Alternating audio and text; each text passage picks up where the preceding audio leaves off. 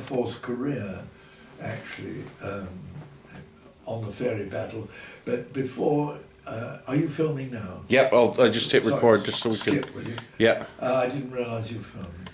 I just thought I didn't want to waste all your. No, right. Yeah. Are you on now? Yeah.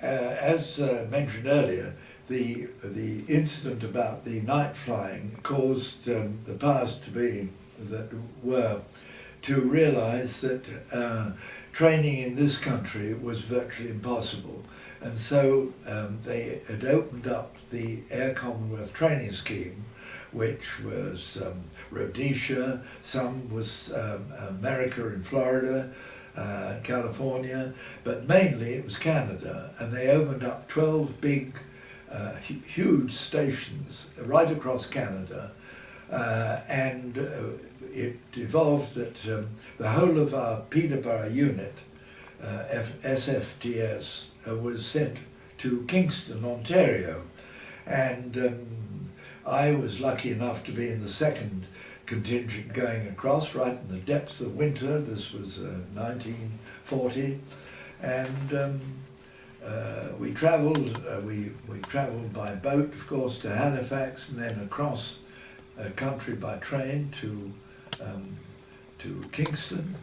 And some of our ferry battles were already there, and others were sent across by sea in pieces and went to Fort Erie, and we had to cross the Lake of Ontario without dinghies, I may say, and it's about 68 miles wide, to pick up these aeroplanes which were put together in Fort Erie, the other side of Niagara Falls, bring them back to Kingston. Now, the Fairey Battle, I may have mentioned, was a bit under engine, but also it was if not the finest of aircraft to fly. It was stable enough, but one of the difficulties was the instructor was so far back from the front of the airplane that it wasn't frightfully easy to take off, and of course in freezing weather you had to put your head out anyway, so it was not the most kind aircraft for instructors.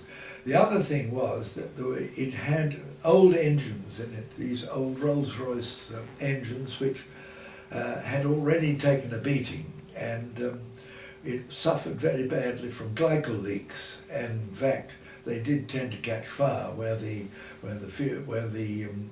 glycol from the coolant got onto the hot exhausts and of course caught fire.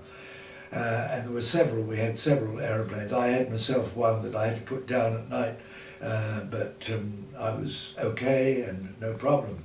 The other thing was that it had faults with hydraulics. Now, the hydraulics meant that your brakes didn't always work. Also, your undercarriage didn't always work. So there were times where people had to do landings belly up, belly down rather.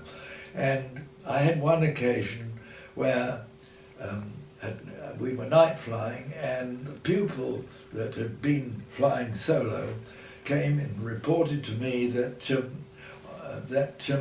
his engine was running a bit rough, and so I thought, well, I'll take it out for an air test.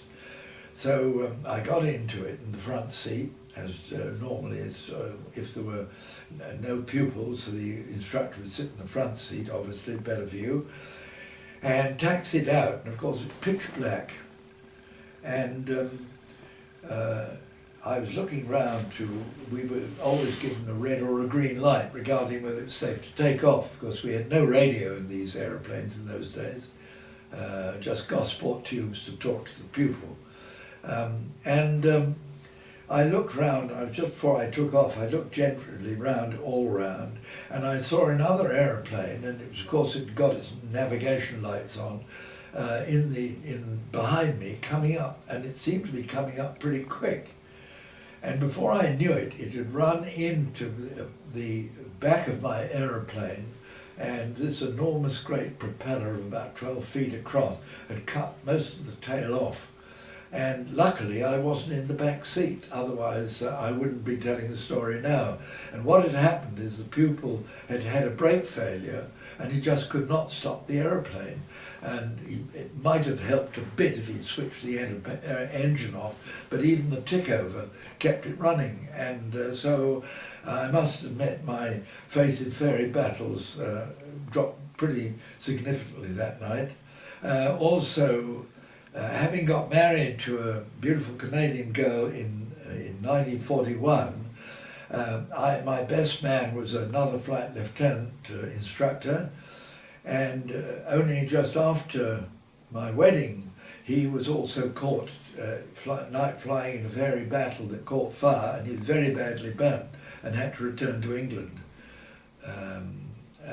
And there we go. But Fairey Battles lasted quite a while until, in the end, most instructors had made so many complaints about them that luckily the training command decided that they'd have to get something better, and they brought in I think it's called the A6, the Harvard American aeroplane, which proved to be absolutely our saviour. I mean, without a shadow of a doubt, it was ideally suited to teach pupils flying. It was very, very strong. It had an enormously sturdy undercarriage. Very lucky when some of these pupils tend to land about 5 feet above the ground, or even 10. And they also tended to ground loop quite a lot, which was partly due to a tail wheel, which was difficult.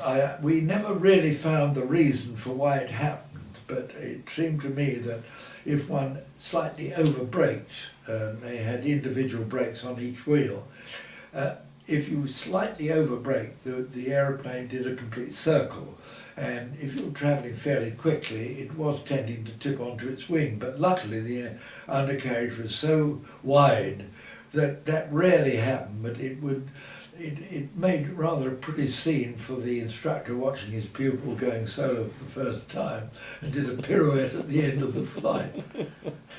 Were there many? Can you stop it for a minute?